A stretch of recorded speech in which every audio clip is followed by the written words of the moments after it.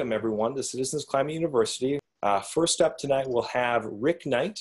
Rick Knight is a CCL group leader up in the Illinois area and one of the state co-coordinators, as well as a chapter leader for the Chicago Southwest. Rick's worked for 40 years on a wide variety of energy and environmental R&D projects at the Gas Technology Institute and managed projects with federal contracts up to $20 million.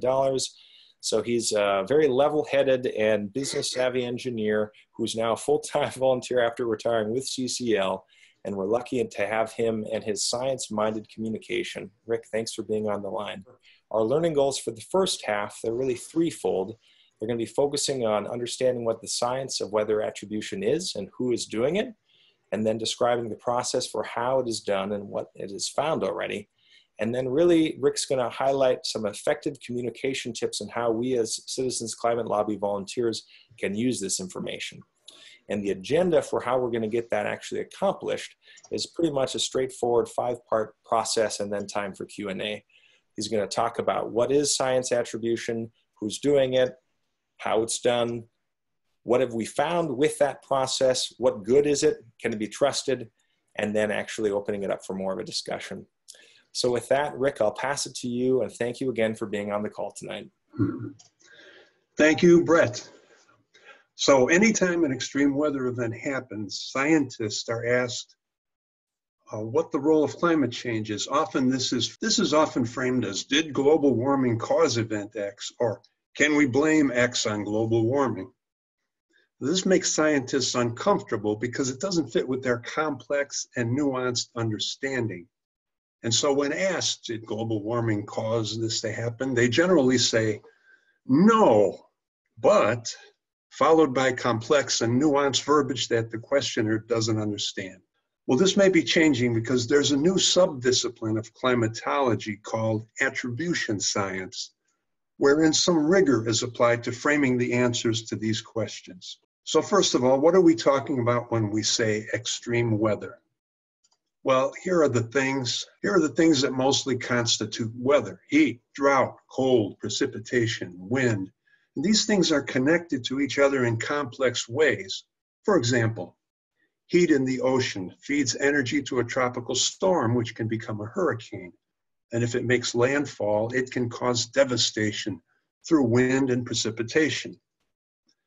There are also secondary effects that we associate with weather, like flooding after a big storm or from sea level rise combined with a storm, or wildfires, which are made more likely by heat and drought and exacerbated by wind.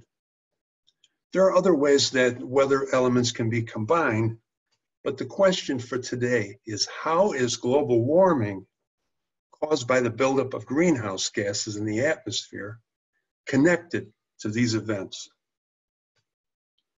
So that's why we're now looking at attribution science, the process of quantifying the contribution of global warming to weather events. Okay, so let's start with the definition. This is from a 2010 paper by some Scottish and Canadian scientists. Attribution is defined as the process of evaluating the relative contributions of multiple causal factors to a change or event with an assignment of statistical confidence. And I tried to highlight what I think are the key words, stressing again that for an individual event, global warming is always one of multiple causal factors. And also that we must demonstrate that attribution is not opinion, but the outcome of rigorous analysis backed up by both science and data. So let me translate into plainer language. Weather events are born from many factors, of which global warming is one. Did it make the event more likely? Did it make it more severe? And if so, how much? That's what attribution science tries to answer. So next, who is doing it? Here are 3 prominent sources. First, the American Meteorological Society, or AMS. They published some attribution studies in their bulletin of the AMS, or BAMS. They publish a special report on this topic each December for the prior calendar year. And second, there's a collaboration called the World Weather Attribution Project, which is coordinated by Climate Central. Their partners include an institute at Oxford, the Royal Netherlands Meteorological Institute, the University of Melbourne, and the Red Cross Red Crescent Climate Center. And third, attribution work is pulled together, sorry, I forgot to put those up, by the National Academy of Sciences and published by the National Academy's Press. And last year they published a book that I'll tell you about in the next slide. So here are the references for these sources that I used for this presentation. The AMS Special Report, Explaining Extreme Events of 2015 from a Climate Perspective. Well, that's a collection of very technical papers, but they cover many individual events in detail. The Climate Central team doesn't publish printed reports, but they post very thorough analyses of individual events on their website. And here's that National Academy's book I mentioned, Attribution of Extreme Weather Events in the Context of Climate Change. You can buy this as a softcover book, but also can download it as a free PDF. Contributors include scientists from all over the world, and it was chaired by our own CCL Advisory Board member, Admiral David Titley, formerly with NOAA. This book focuses on methodologies and, very importantly, addresses issues of framing when talking about attribution. And here are the links which we can send you if you request them. And finally, there's a really good write-up about attribution science on the climate.gov website operated by NOAA. Yes, it still exists. I'm not crazy about the title with this business about the blame game, but it really is a good article by the site's managing editor, this Rebecca Lindsay. So next, how is it done? The two major elements are observation of extreme events in the past, using historical data as much as possible, and simulation, using established scientific laws to calculate all the interactions and feedbacks, linking the past, present, and future. The key things that fall under observation are changes in frequency of events and changes in their characteristics, such as temperature, rainfall, duration, and so on. Simulations are different. Now, instead of tabulating observed data, they seek to predict outcomes based on the underlying physics and chemistry, and they simulate the interconnections by use of supercomputer modeling. And these two methods must complement each other. Neither one is sufficient by itself. Observation and simulation are used to generate qualitative or quantitative metrics, like fraction of attributable risk, or FAR.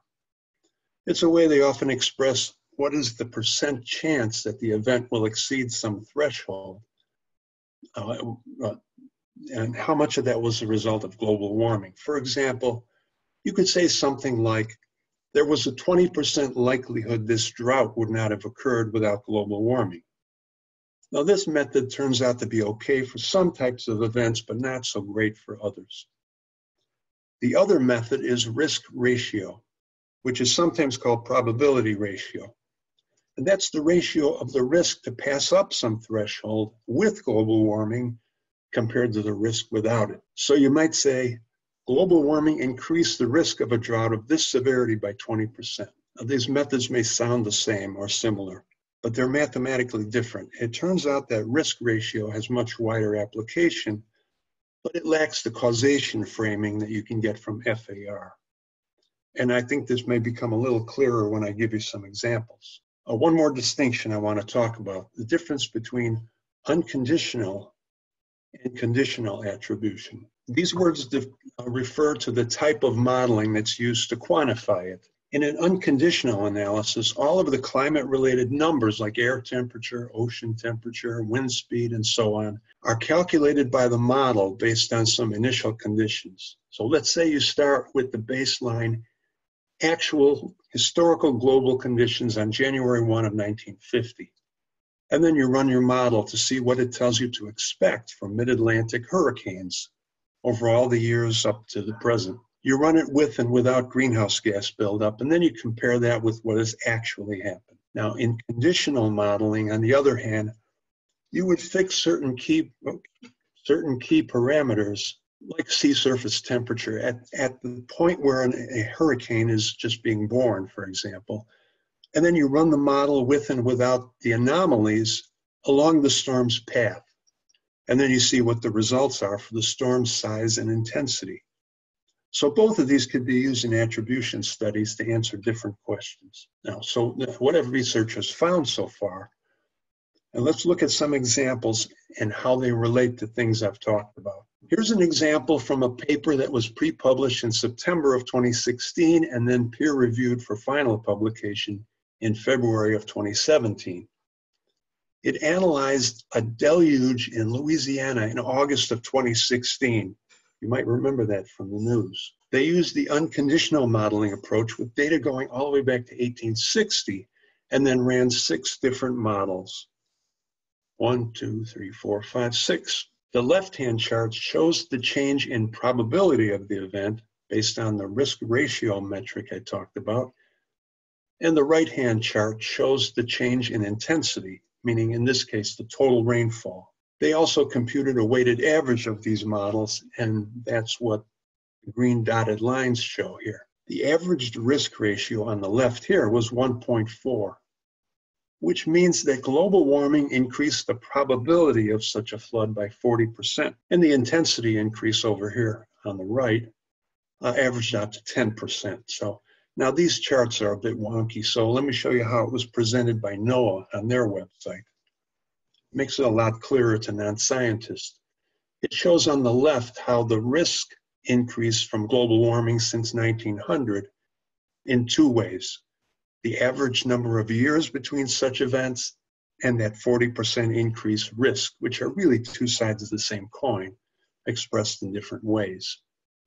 And on the right, how the amount of rain in a typical 3-day heavy rain event went up by 10% since 1900. And keep in mind that most of this change has occurred in the last few decades and has accelerated. Here's another example from Climate Central. It involves a very blazing hot summer in southern and central Europe earlier this year. The researchers ran 4 unconditional models to determine the change in probability of such a summer compared to the probability in 1900. Wait till you see these results. Here are the results in terms of risk ratio, average, and the spreads for the 4 models they tested, plus a composite average down here at the bottom, the magenta bar. And that average came to about 500.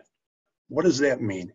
It means that a summer like this is 500 times more likely than it was in 1900. Expressed another way, in a world without global warming, such a summer would be only 0.02% likely to occur in Europe, virtually 0. But in the current world, it's 12% likely. And as global temperatures go up, so does that probability. So fitting the model to data from 1900 to 2017 allows a projection into the future because the model fits the data. Now, these 2 examples dealt with rainfall and heat, but what about the thing on everybody's minds this past year?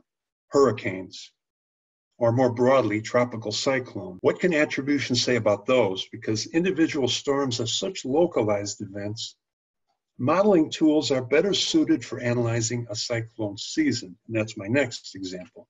Now, instead of the familiar cyclone or hurricane categories we're used to, those categories 1 through 5, scientists have a more meaningful metric called the cyclone energy score, which takes into account not only the wind speed, but also the size and the duration of the storm. 2015 was a brutal year for North Pacific cyclones, not in the Atlantic where we're used to hearing about them, but North Pacific. NOAA scientists analyzed modeled data on North Pacific cyclone season energy score going back to 1940 and then projected forward to 2050. So you can see how the shape of this curve changes, and you'll see what that means. Here, this 99th percentile line represents the actual data from 2015, and the light blue area is the risk of exceeding that total energy. You can see it better if we magnify that area, which the authors also did. It means that the chance of a wicked cyclone season like 2015 or worse will be 5 times higher in 2050 than it was in 1940. But of course, we'd like to know, as I hinted earlier, how much an individual storm is affected by climate change. And that requires a condition model, and I'll show you that next. 2005, as you remember, brought us the deadliest hurricane of this century, Katrina. Now, a team from Virginia Tech, NOAA, and the Army Corps of Engineers studied how the flood levels from Katrina would have differed had it occurred in 1900. They considered global sea level rise, local subsidence, and loss of wetlands, which is also due in part to sea level rise, and storm intensity. So on the left is the effect only of global sea level rise, which accounts for about 1 meter of flooding rise, not counting the local effect. But on the right here, they also included the local changes in sea level, which created between 2 and 3 meters higher flooding in the hardest hit areas, shown here in red. In terms of FAR numbers, the fraction of attributable risk, they said flooding would have been 15 to 60% lower without the impact of climate change. So think of that in terms of the people that got hit and many got killed by this hurricane. Now, just one more, because it's about one of those secondary effects that is much trickier to attribute: wildfires. To be exact, it's an analysis of the 2015 Alaska fire season, which was one of the worst in its history in terms of acres burned. The metric they use is buildup index, or BUI, and that's a measure of fuel availability and flammability. Now, of course, fires are not only a consequence of the amount of dead wood, but of things that cause it to ignite. But still, the Canadians use BUI as a pretty accurate measure of fire risk. So this research team modeled BUI conditions in Alaska back to 1979 and ran their model forward to 2045, beyond this chart. This is the actual observed data. And instead of risk ratio, they used the FAR method.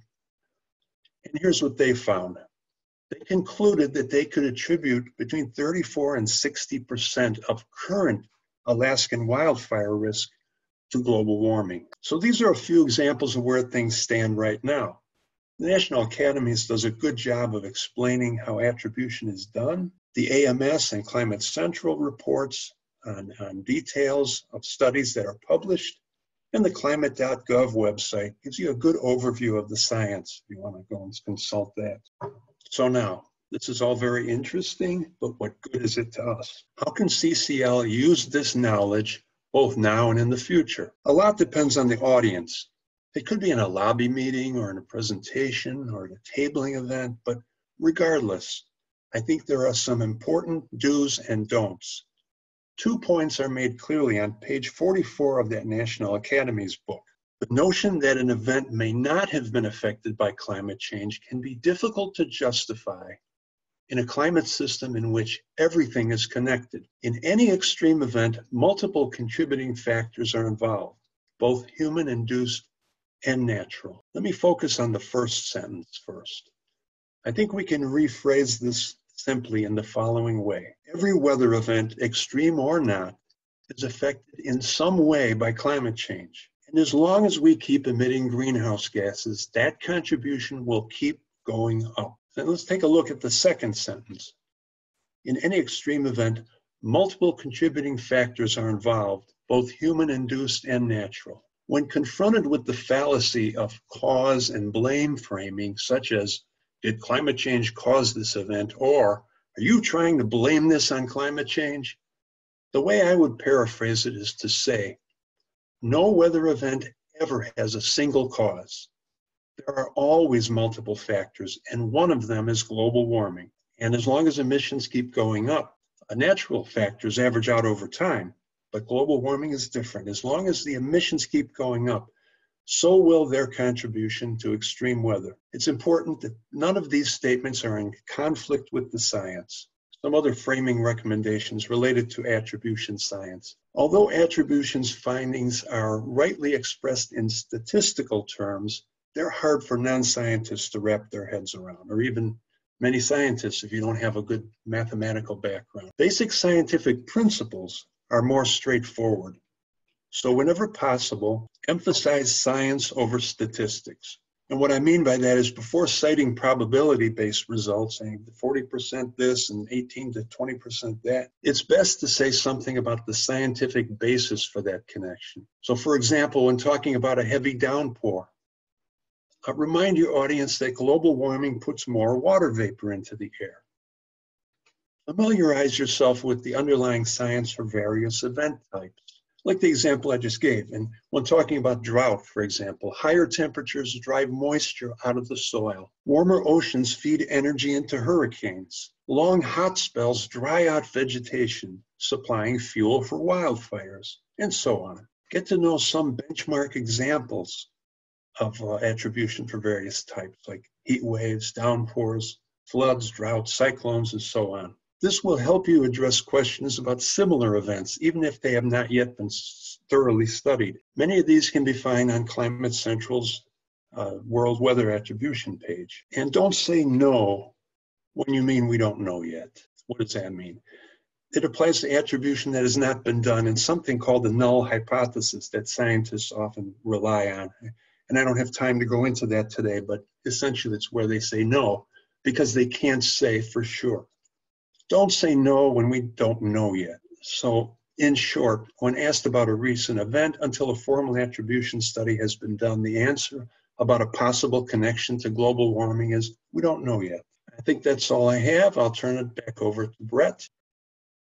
Wonderful. Thank you so much for being on the call, everyone, tonight. And again, we'll just, elevate, again, the wonderful work, Rick, that you've done to highlight such a complex and incredibly complicated topic that has a lot of moving parts into, I think, a really distilled version for all of us lay people out here in order to communicate it.